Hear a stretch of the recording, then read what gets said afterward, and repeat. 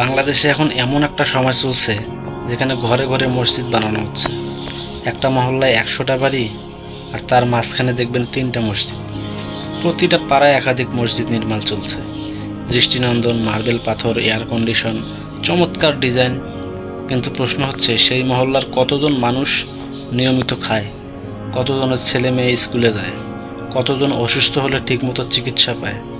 আমরা কি সত্যি ধর্ম পালন করছি, নাকি ধর্মের নামে মসজিদ বানানোর প্রতিযোগিতা চলছে? সত্যিকার ইসলাম কি বলে? ইসলাম কি বলে ঘরে ঘরে মসজিদ বানাতে হবে? না, ইসলাম বলে একজন ক্ষুধার্ত মানুষকে খাওয়ানো সবচেয়ে বড় সওয়াব। ইসলাম বলে, যে প্রতিবেশী ক্ষুধার্ত থাকে আর তুমি তার খোঁজ নাও না, তুমি প্রকৃত মুসলমান না। তাহলে আমরা কি করছি? একদিকে কোটি কোটি টাকা দিয়ে বিলাসবহুল মসজিদ, অন্যদিকে সেই পাড়ারই বৃদ্ধ মানুষটা ভিক্ষা করে জীবনযাপন করছে। অনেক শিশু লেখাপড়া থেকে বঞ্চিত। এটা কেমন ধর্মচর্চা? এটা কি সত্যিকার ইসলাম? না ভাই, এটা হচ্ছে লোক দেখানো ধর্ম পালন। বাংলাদেশে এখনও প্রায় ৩ কোটির বেশি মানুষ দরিদ্র সীমার নিচে বাস করে। অনেকে দিনে একটা বেলাও পেট ভরে খেতে পায় না। স্কুলে যাওয়ার খরচ নেই, ওষুধ কেনার টাকা নেই, ছেলেমেয়েরা অকালেই শ্রমজীবী। এই দেশের অর্থনীতি এখন ভয়াবহ সংকটে। চাকরি নেই, দ্রব্যমূল্য বাড়ছে, গরিব আরও গরিব হচ্ছে। এই সময় আমাদের কোন দিকে প্রাধান্য দেওয়া উচিত ছিল? মানব সেবা নাকি মার্বেল সজ্জিত মসজিদ? আরেকটা বিষয় হচ্ছে প্রতিযোগিতামূলক ধর্মীয় স্থাপনা। ওই পাড়ায় ৪তলা মসজিদ, আমাদের পাড়ারটা ৫তলা হবে। ওদের মসজিদে ৫টা এসি, আমাদেরটায় 10টা হবে। এটা কি ধর্ম, নাকি অহংকার?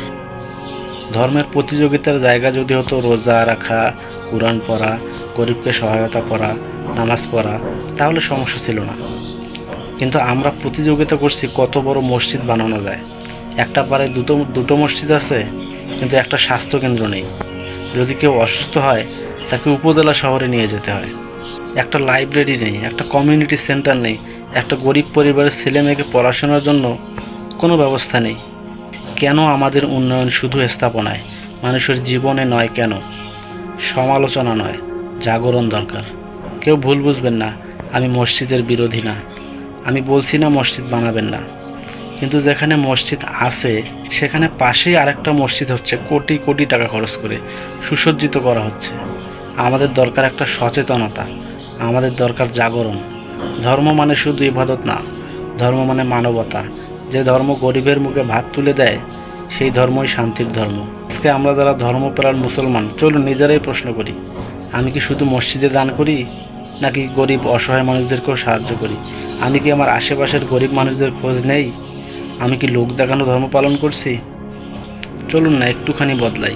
আসুন ধর্মকে ব্যবহার করি মানুষের কল্যাণে, সমাজের উন্নয়নে। তাহলেই তো আমরা সত্যিকার অর্থে আল্লাহর সন্তুষ্টি অর্জন করতে পারবো। ঘরে ঘরে মসজিদ নয়, আগে ঘরে ঘরে ভাত, চিকিৎসা, শিক্ষা নিশ্চিত হোক, তাহলেই ধর্ম হবে পরিপূর্ণ।